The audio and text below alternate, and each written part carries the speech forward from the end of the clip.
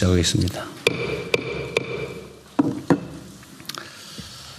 네, 오늘 호국 보훈의 달에 맞는 첫 번째 국무회의입니다. 대한민국이라고 하는 국가 공동체가 지켜지기 위해서 참으로 많은 사람들의 희생과 헌신이 있었습니다. 우리가 잊지 말아야 되겠습니다. 또 우리가 기억해야 될 사실들이 있습니다. 누구나 생존을 유지하기 위해서, 가족과 행복한 삶을 영위하기 위해서 일을 합니다. 그런데 그 일터가, 살자고 간 일터가 죽음의 장이 되곤 합니다. 우리 사회는 사람의 생명에 대해서 과연 충분히 존중하고 있는가, 귀히 여기고 있는가에 대해서 의문이 들 때가 꽤 있습니다. 우리는 과연 돈보다 생명을 귀히 여기고 있는 건가? 나의 생명만큼 타인의 생명을 존중하는가? 한 사람의 생명 그 자체는 또 하나의 우주인데 과연 동등하게 취급되고 있는지 가끔씩 의문이 듭니다. 대전의 공장에서 폭발 사고가 일어나서 또 인명피해가 발생했습니다. 유명을 달리한 분들의 명복을 빌며 부상자들의 빠른 쾌유를 기원합니다. 관계당국은 사고 원인을 철저히 조사하고 재발 방지 대책 수립에도 만전을 기해야 되겠습니다. 다른 유사 사업장들에 대해서 안전점검도 서둘러 주기를 바랍니다. 특히 동일한 사업장 안에서 동일한 유형의 사고가 반복적으로 발생하는 것은 심각한 문제입니다. 각별히 잘 챙겨주시고, 노동부 장관 오늘은 못 오셨군요. 차관께서 오셨는데 이렇게 사업장 안에서 동일한 유형의 사고가 반복적으로 지속적으로 발생하는 사업장들을 좀 추려가지고 저한테 따로 보고를 한번 해주세요. 알겠습니다, 대통령. 요새 산재 사망사고 좀 줄어드는 것 같긴 하던데 여전히 계속되고 있는 게 참으로 안타깝습니다. 우리 국민주권정부가 곧 출범 1주년을 맞이합니다. 지난 1년을 되돌아보면 내란에 따른 정치 사회적인 충격과 민생 경제 혼란, 그리고 국제 질서 격변이라는 어려움 속에서 임기가 시작됐습니다. 그럼에도 불구하고 국민들의 성원과 우리 공직자 여러분들의 헌신에 힘입어서 그런 위기들을 잘 넘어왔습니다. 그 결과로 대한민국의 정상화와 회복, 그리고 나아가 대한민국 도약의 발판도 튼튼하게 놓이고 있는 중입니다. 모두가 우리 국민 여러분들의 관심과 참여, 협력 덕분입니다. 감사드립니다.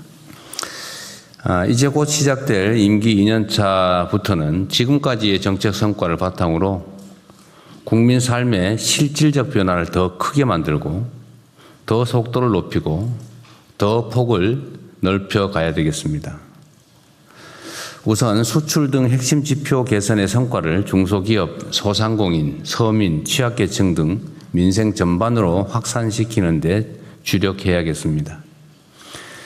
인공지능 혁명과 에너지 전환을 가속할 물적, 제도적 기반을 튼튼하게 만들고 반도체뿐 아니라 로봇, 방산 등 여타 첨단 산업 육성에도 박차를 가해서 글로벌 초격차 경제 강국의 문도 활짝 열어가야겠습니다.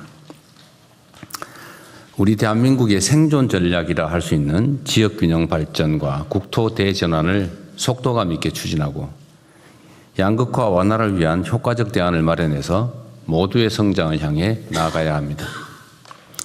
특히 우리의 역량과 잠재력을 적극 활용해서 국제사회에서 책임 있는 역할을 담당하는 글로벌 외교 안보 강국의 위상을 한층 강화하겠습니다. 앞으로 4년 동안 국정 속도를 2배로 높이고 정성을 다하면 남은 시간은 비록 4년이지만 8년과 같이 있을 수 있다. 8년처럼 일할 수 있다고 생각합니다. 그를 통해서 우리 국민의 삶, 대한민국의 더 큰 변화를 만들어내도록 하겠습니다. 임기를 시작할 때보다 마칠 때 더 많은 국민의 성원과 평가를 받는 정부가 되겠다는 말씀을 다시 한번 새기면서 언제나 최선을 다하겠다는 각오의 말씀을 드립니다. 중동 전쟁 장기화로 국민들의 물가 부담이 가중되고 있습니다. 석유 최고 가격제 시행 그리고 선제적인 물가 관리를 통해서 상승폭이 상당 부분 낮아진 점은 다행이긴 한데 그럼에도 불구하고 물가 부담은 상당히 있습니다. 물가 상승이 계속되면 취약계층의 충격은 상대적으로 훨씬 더 클 수밖에 없습니다. 또 물가 상승으로 취약계층의 실질 소득이 감소하면 양극화도 그만큼 확대되고 경제 활력도 뒷걸음질 칠 수밖에 없습니다. 물가 안정 없이는 경제 성장도 양극화 개선도 국가의 지속적 발전도 불가능하다는 건 분명합니다. 따라서 실질적 대응책을 조속하게 가동해야겠습니다. 우선 시급한 장바구니 물가 안정을 위해 정부 비축분의 선제 공급, 할인 지원 강화, 할당 관세 물량 추가 확대 등 필요한 대책을 각 부처에서 신속하게 추진해 주시기 바랍니다. 누차 강조하지만 매점 매석, 담합 같은 시장 교란 행위는 한 번만 걸려도 회사가 망한다라는 생각이 들도록 철저하게 조사하고 엄히 책임을 물어야 되겠습니다.